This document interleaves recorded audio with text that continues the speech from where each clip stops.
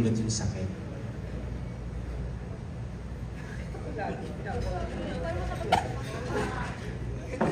Yung mas gusto ko para ang hirap nun, ano? Paano nga, no? Siguro parang mas, ano, gusto kong malaman kung, oh my God, ang hirap! Ikaw, Jason, oo, ikaw nagsulat eh. Para kasi okay yung sakit eh, di ba? Kasi it will protect yourself. Oo, kaya lang, kaya yung sakit kasi nagagamit mo yun sa future eh, di ba? Para, Ano siya, self-preservation siya, di ba? Parang Oo. iiwasan mo na masaktan or... Pero syempre, nga, ang hirap ng tanong. di ba? Ang hirap sagutin na, pwede ba, ay, ewan ko. Pero ako siguro sakit na lang. Hindi naman ako tinatanong. Pero sakit, parang ano, nasa punto ako ng edad ko na parang sakit yung gusto kong maiwasan. Di ba? O, kayo mas bata-bata. Pwede ba pareho? Hindi ba pwedeng ano lang? Hindi, no? Pag pinapipili mo nga ako ng ano ba naman ako? Oo, kung malalaman ko na lang kung sasaktan ako siguro. Wala nang explanation. Kasi ang hirap eh. And how about you, Julia? Ang theory ko, kapag yung tao, marami nang pinagdaan ng sakit, ayaw mong masaktan ulit. Kaya mas pipiliin niya yung ability na ma-detect yung sakit.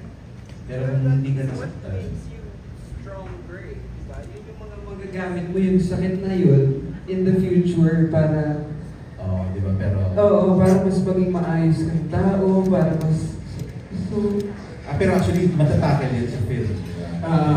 Ni Julia, sabi ko. Ako ngayon na ano ko na yung brainstorming dito.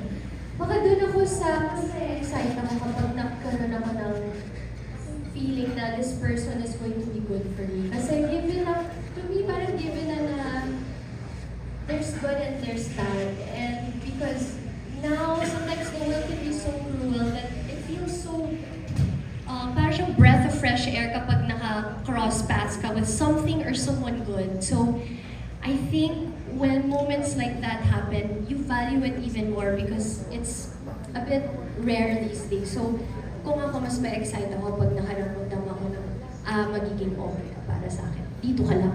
Parang ganito. Yun lang. Sige, thank you. Meron ka siyang kadirect kasi di ba, I think this is your second time na you'll be making, you made romantic fantasy film. So, kasi di ba meron kayong Love is Blind ba?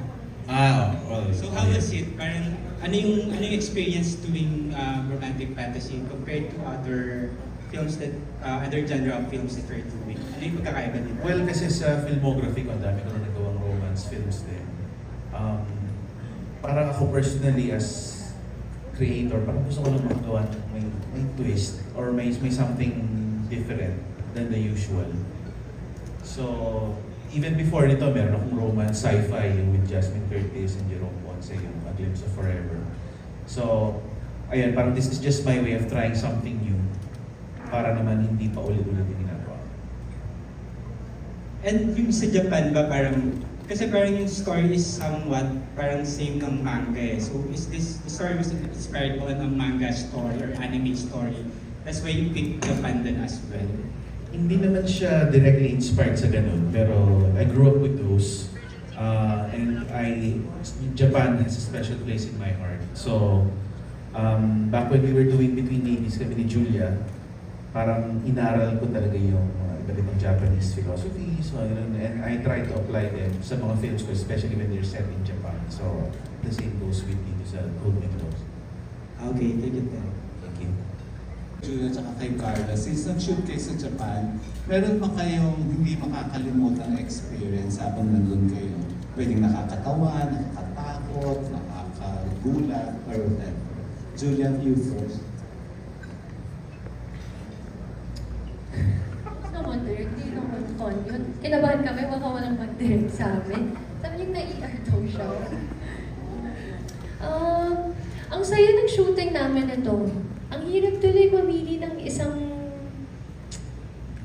I think one of the memorable sa akin would be yung nakakita kami lahat finally ng cherry blossoms in the duration of filming in full bloom. So, I was really excited about that day. And also because I think, yun na rin yung kinukunan namin nung araw na yun, yung mga naging happy memories namin ni Woody. So, yeah. Yeah, that part. Hagamiyama. Yeah, that was a beautiful day ka.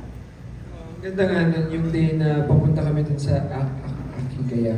Dun sa park, parang nakikita namin na unti-unting lumalabas yung colors nung... At saka first time ko kasing makakita ng cherry blossom. Lagi ako pumunta ng Japan pag December, parang gano'n. So, bumiyahe kami, parang nag-bloom lang siya ng unti-unti.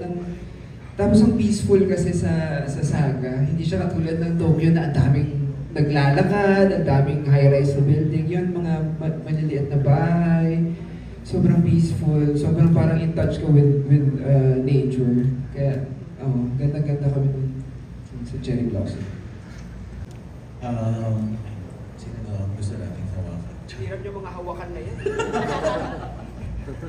Pasipa po.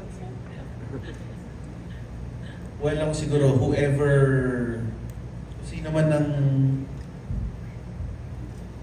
kasi right now wala. In the future, kung sino man ang yung taong mapapamahal ako, alam mo yun, yung parang gusto mong sumugal, gusto mong you see a long time with this person, parang yun, gusto ko. Kung sino man yung taong yun, gusto ko ma-feel yun. Super na kami muna. Oh, sige. Loveless ka pala direct. I'm in love with my work. Julia, ikaw.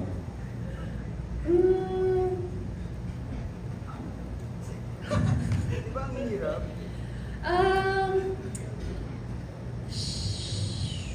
Yung wala pa sa life namin or nasa life nila? Yung nasa life nyo na pwede niyong hawakan anytime. Shucks. Tsaka pwede mong hawakan anytime. Oh, kasi I mean, nag-e-exist na sa buhay nyo Correct. yung mga choices na ito. Pipili lang kayo ng isa. Hirap ng ano. I-give up ko na lang yung ability. Ayoko. Ang hirap. Parang kasi, di ba, mas maganda yung hindi mo alam eh, ma-feel mo na lang yung lagi kang nasa present, yung nandito, now, yung gano'n. Ang hirap eh, kapag ka may gano'n ka kasi nga magiging guarded ka masyado, hindi mo may experience yung life. Eh gano'n ang buhay eh, di ba? Pero Na-experience. for sure, kung may ganun kayong power, I'm sure maku-curious kayo and gagamitin niyo yan, di ba? So, wala talagang choice.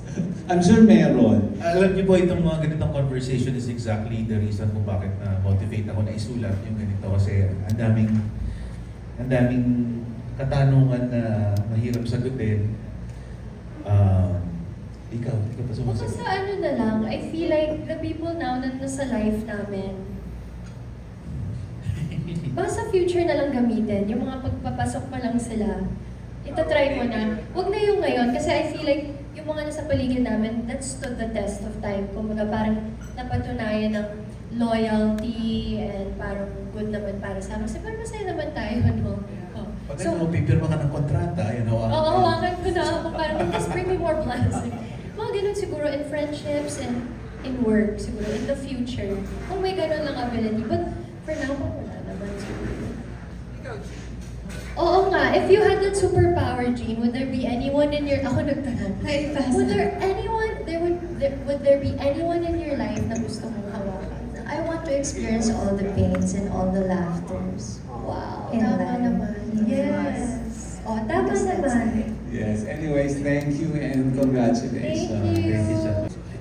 Ready ka ba na sina Aga, sina Dennis Trillo at iba? Sa edad ko, nag-expect ako maka-inspire. Oo, gano'n na lang. Oo. Basta yung trabaho ginagawa ko, katulad sinabi ni JPL, laging sinusubukan namin pagandahin, yung laging 100%. Enough na yun para sa akin. Kung maparangalan, maraming salamat. Kung hindi, sana may mga na-touch kaming puso dun sa kwento na na-share namin, ganun, sa cinema. Tsaka we didn't make this specifically for MMFF. Yes. Parang ginawa lang talaga muna namin siya, tapos si na Viva na yung nagpasa. So, competition was the last thing on our minds na ginagawa namin. Gusto lang talaga namin siyang magawa as a beautiful story. Oo, may mga araw na inuulan kami pero nag-shoot pa rin kami. Eh, nung time na yun, malamig sobra pa din. Ano, eh. So, basa kami pero ginagawa namin kasi nga, mahal namin yung project. Kailan ba yung hindi na niya kinaya? Yung araw na yun, sa sobrang lamig ba yun? Sa loob ng... Oo, yung bumagsak-bagsak ako dun sa bahay, para akong sa sobrang lamig na nanginginig na talaga ako. Oo, sobrang. Yeah, basta. But he's amazing. Iyayabang ko na sobrang galing talaga ni Carla dito. Talagang in full view natin makikita yung pain talaga ni Wood. It's really his journey, and Lin is just gonna teach you a lesson. Yeah, ang galing talaga ni Carla. But Kaloy is good all the time, so. Saka And intended na rin ba sila Julia and Carla dun sa characters? Well, nauna talaga yung story. Wala pa kasi siyang casting talaga noon. Nung nilalakad ko pa siya with our Japanese coordinators, wala pa talagang casting. And then, nung parang nakapasa na sa first level of screening, required na kaming mag-submit ng names. So, kami na Boss Vic. Si Boss Vic naman nag-isip, sabi niya, pwede kayo mag-reunion project din na Carlo at saka ni Julia. Since maganda yung reception ng mga tao sa Expensive Getty. So, kaya sila yung napili. Tapos, ano yung sa question? So, inspiration ng kwento. I've been reading a lot about how trauma affects our relationships in life. So, parang yun ang main inspiration ko sa paggawa ng ganitong klaseng kwento. And sa mga recent kong romance films, it's really about how trauma affects yung kung paano tayo magmahal, kung paano tayo tumanggap ng pagmamahal. Ni Carla and Julia, kayo ba yung tipo ng tao na kapag nalaman yung heartbreaker yung isang tao, lalayuan or parang bibigyan ng chance? Siguro kung mananakit, bakit pa, di ba? Oo, parang sayang yun sa oras mo gagawin. I'll pass. Auto pass. Ako, please come. Joke lang. No. Because I feel like everybody deserves the... Kung alam mo na, heartbreaker. Hindi, kasi I feel like human nature, parang, yeah, you'll be scared. You'll have your second thoughts, but if your personality is to see it for yourself, to give it a chance, because everybody deserves a chance. Baka iba naman yung experience mo.